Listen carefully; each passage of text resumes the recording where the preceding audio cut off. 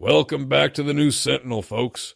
I'm Major Ethan Graves, and as always, I'm joined by my partner in crime, Duke Johnson. Today, we're diving into the fog of war, specifically the media battles after the U.S. and Israeli strikes on Iran's nuclear sites. Duke, you ready to wade into this mess? Oh, you know it, Ethan. This is my bread and butter. I mean, you got CNN and the New York Times on one side, Pentagon briefings and Trump's team on the other, and somewhere in the middle, the truth's getting chewed up and spit out. I swear, half the time, the press secretaries are just running interference, not answering questions. And then you got leaks everywhere. It's like a sieve in there. Yeah, and the accusations of fake news just keep flying. Trump, Hegseth, Rubio, they're all out there calling the mainstream media scum and insisting the strikes were a total success. Meanwhile, the media's quoting leaked intel saying, maybe not so much. It's a narrative war, plain and simple. And the public's caught in the crossfire. You got folks on X, Twitter, whatever, picking sides, echoing whatever their favorite talking head says.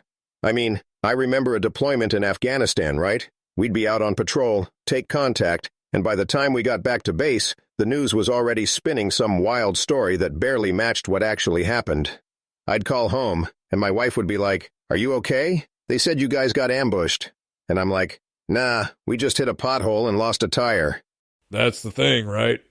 The facts on the ground and what gets reported can be worlds apart. And after these Iran strikes, it's even worse. You got press briefings where the Pentagon's trying to keep a lid on things, but then someone leaks a preliminary DIA report, and suddenly everyone's an expert on bunker buster bombs and uranium stockpiles. Yeah, and the Trump team's not exactly subtle about it. They're out there saying, "Don't believe the leaks, believe us." And the media's like, "Well, we got sources." It's a mess. And honestly, the more they fight, the less the average Joe trusts any of them. That's how you get folks yelling fake news at everything. Hell, sometimes I can't blame them. It's a trust issue, for sure. And it's not just about who's right. It's about who controls the story. The administration's using every tool in the box. Press secretaries, social media, even delaying congressional briefings to get their version out first. It's all about shape and perception, not just reporting facts. And you know, Ethan, that's the real fog of war. Not just bullets and bombs, but the battle for what people believe. And in this case, the narrative war is just as fierce as anything on the ground. All right, let's get into the nuts and bolts. Operation Midnight Hammer. The U.S. and Israel hit Fordo, Natanz, and Isfahan with bunker buster bombs. Trump and his team say those sites were completely obliterated. But then you got leaked intel and media reports saying, well, maybe not. So what's the real story? Look, the Pentagon's out there saying it was a flawless mission. Hegseth, Rubio, all those guys, they're pounding the table, saying every bomb hit its mark. But then you got the DIA report, which, by the way, was low confidence and preliminary, saying Iran's uranium stockpile is still mostly intact. So, which is it? I mean, I want to believe our guys, but I've seen enough to know intel ain't always black and white. Exactly. And the IAEA, the UN's nuclear watchdog, they can't even get into the sites to verify the damage. Iran's not letting them in, and there's talk they might even pull out of the agency altogether. So we're left with satellite photos, official statements, and a lot of guesswork. And let's not forget, Fordo's built under a mountain. That's not your average target. Even with bunker busters, you can destroy entrances. But what's going on deep inside? That's a whole different ball game. Yeah, Fordo's a beast. I mean, you got a facility buried hundreds of feet under rock. The bomb guys spent, 15 years developing the right weapon for this? That's dedication.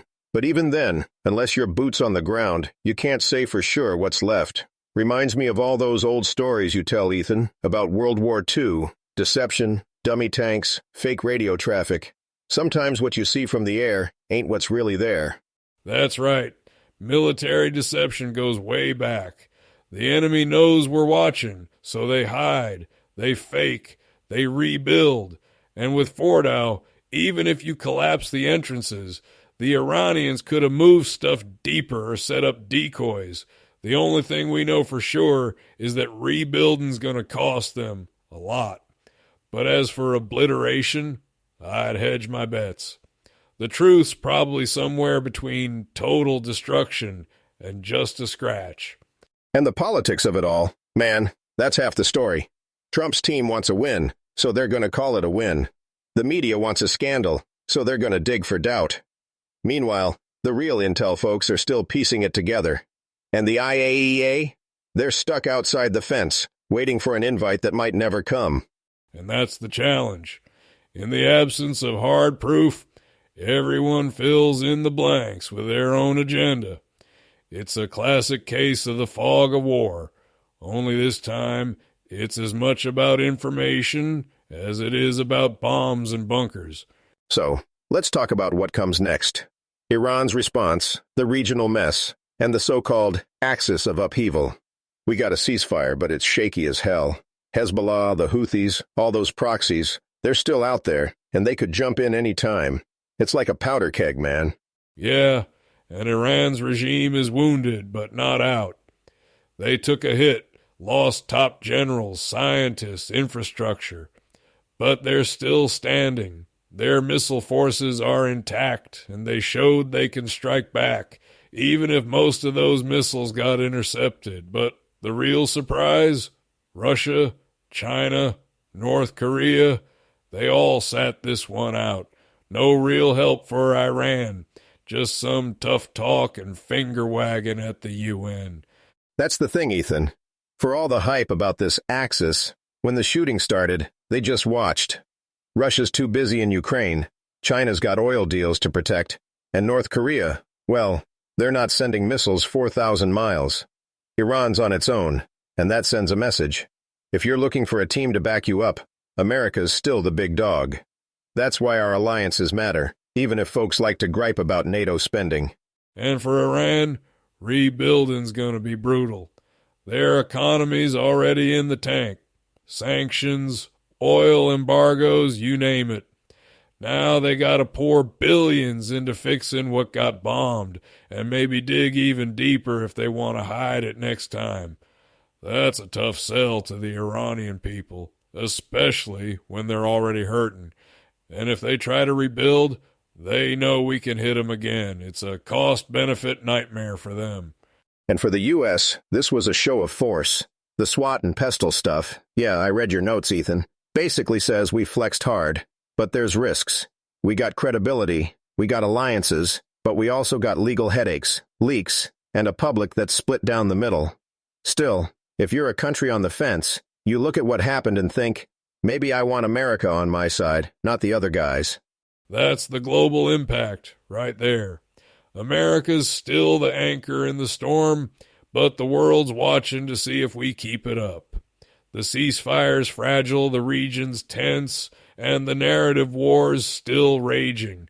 But for now, the U.S. and its allies showed they can act, and that matters. We'll see how long that balance holds. Yeah, and you know, Ethan, this story ain't over. The fog of war is still thick, and the next chapter's just around the corner. We'll be here to break it down, no matter how messy it gets. That's right. Thanks for joining us on the News Sentinel. We'll keep digging, keep questioning, and keep bringing you the real story, no matter how many narratives we gotta cut through. Duke, always a pleasure, brother. You too, Ethan. Stay sharp out there, folks. We'll catch you next time. Out.